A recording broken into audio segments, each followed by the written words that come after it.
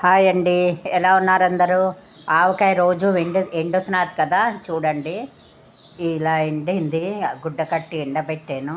పెద్ద పెద్ద ముక్కలు చేసి ఇలా ఎండబెట్టాను కదా. 3 రోజుల నుంచి ఇలా ముక్కలు ఎండబెడుతున్నాను. ఇప్పుడు దీనికి చిన్న చిన్న ముక్కలు తరగాలి. తరిగి మళ్ళీ 3 రోజులు ఎండబెట్టాలి. ఇది మళ్ళీ అది ఊట. ఇది ఇది వేరు, ఇది వేరు. మళ్ళీ ఇలా ఎండబెడుతూ పోవాలి. మళ్ళీ ముక్కలు తరిగి చూపిస్తాను. చిన్న సైజు ముక్కలు. ఇది ఊట చూడండి. నూనె ఉంది. 1 లీటర్ నూనె పోయిస్తాం కదా.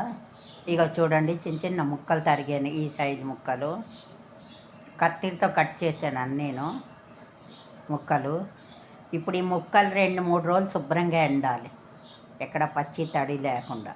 ఎండాక అప్పుడు ఈ ఊట ఇంకో 2 రోజులు, ఇది 3 రోజులు, ఇంకా ఊట 3 రోజులు, ఇంకో 2 రోజులు ఎక్స్ట్రా ఎండాక అప్పుడు 2 కలిపాక చూపిస్తాం ఇలాగా.